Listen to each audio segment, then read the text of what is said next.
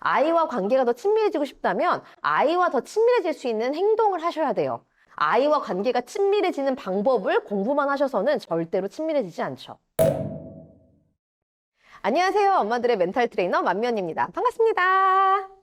여러분 행복하세요? 오늘 제 영상을 끝까지 보시면 무조건 100% 행복해질 수 있어요. 제 영상을 보고 실천을 하셨는데도 행복해지지 않는다. 그러면 100% 환불해 드릴게요. 뭘 환불해 드릴지는 좀 생각해 보고요. 제가 오늘은 행복의 아주 간단한 원리에 대해서 말씀드릴 거예요. 이 원리만 깨달으시면 앞으로 평생 무조건 더 행복해지실 수 있어요. 자, 오늘 하루를 한번 생각해 볼게요. 오늘 하루 어떤 일을 했고 무슨 일이 있었는지를 한번 떠올려 보세요. 오늘 하루의 시간 중에 나를 행복하게 하는 것에 얼마나 많은 시간을 쓰셨나요? 나를 행복하게 하는 행동을 하는데, 나를 행복하게 하는 사람을 만나는데 얼마나 많은 시간을 쓰셨어요? 생각보다 많지 않죠. 인간은 스스로 가치 있다고 생각하는 것, 의미 있다고 생각하는 것을 할 때 더 행복해지기도 하는데요. 오늘 하루 내가 가치 있다고 생각하는 것, 내가 의미 있다고 생각하는 것에 얼마나 많은 시간을 쓰셨어요? 곰곰이 떠올려 보면 그렇게 많지 않은 것 같죠. 지금 벌써 원리를 깨달으셨을 텐데요. 내가 행복하지 않은 이유는 아주 단순해요. 나를 행복하게 하는 행동을 하지 않으니까요. 나를 행복하게 하는 사람을 만나지 않으니까요. 나를 행복하게 하는데 시간과 자원을 투자하지 않으니까요. 많은 분들에게 인생에서 중요한 것, 의미 있고 가치 있는 것, 행복하게 해주는 것을 물어보면 아주 원론적인 답변을 하세요. 가족이 중요하죠. 아이나 남편이 나를 행복하게 하죠. 제가 건강해야 의미가 있죠. 근데 여러분, 방금 이야기한 가족, 남편, 우리 아이, 그리고 건강을 위해서 얼마나 많은 시간을 쏟고 계세요? 대부분의 경우에 나를 행복하게 하는 것보다 나를 불행하게 하는 것에 훨씬 더 많은 시간과 자원을 쏟아요. 예를 들어서 아이를 너무 사랑해요. 아이와 함께 있는 시간이 너무너무 행복해요. 그런데 우리는 아이를 잘 키우기 위해서 육아 정보나 육아서나 육아 강의를 듣습니다. 그리고 괴로워해요.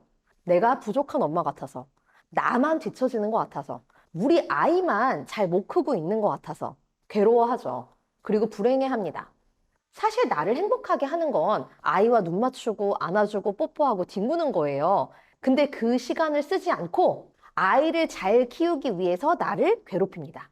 나는 건강할 때 행복하잖아요. 그러면 내 몸을 많이 움직이면 돼요. 근데 그 시간에 몸매가 예쁜 연예인, 운동을 정말 잘한 인플루언서들의 사진이나 영상을 보면서 내 몸은 움직이지 않고 내 몸을 괴롭히고 미워합니다. 경제적으로 여유가 있어도 행복해지겠죠. 그리고 내가 좋아하는 일을 통해서, 내가 열정 있는 일을 통해서 경제적인 여유를 쌓아 나간다면 더욱더 행복해질 거예요. 그런데 거기에 시간을 쓰지 않고 나랑 비교가 되는 다른 사람들의 인생을 살펴보면서 다른 사람들의 영상이나 사진이나 자랑을 보면서 괴로워합니다. 나를 행복하게 하는 그 행위나 과정이 행복한 결과로 이어지는 거거든요.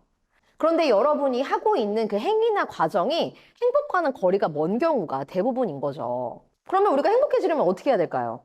나를 행복하게 하는 것들을 우선 아셔야겠죠. 나를 행복하게 하는 행동, 나를 행복하게 하는 활동, 나를 행복하게 하는 사람들을 아셔야 돼요. 그리고 그 사람을 만나는 시간을 늘리고 그 활동이나 행동을 하는 시간을 늘리셔야 되겠죠. 인과관계에 대해서 제가 늘 말씀을 드리는데 원인이 있어야 결과가 있는 거예요. 행복해지고 싶다고 말하면서 거기에 대한 노력을 하지 않으면 절대로 행복해질 수 없어요. 그리고 나를 불행하게 하는 것들을 덜어내셔야 되겠죠. 아주 간단한 원리 같지만 굉장히 어려워요. 왜냐하면 인간은 긍정적인 것보다 부정적인 것에 더 집착하게 되거든요. 나를 행복하게 하는 것은 언제나 거기 있을 것 같거든요. 더 쉬워 보이니까요. 하지만 나를 행복하게 하는 것들은 언제나 거기 있지 않아요. 그리고 뒤로 미루면 미룰수록 나의 불행만 올라가죠. 나를 불행하게 하는 것들에 함몰되고 거기에 집착하기 굉장히 쉬워요.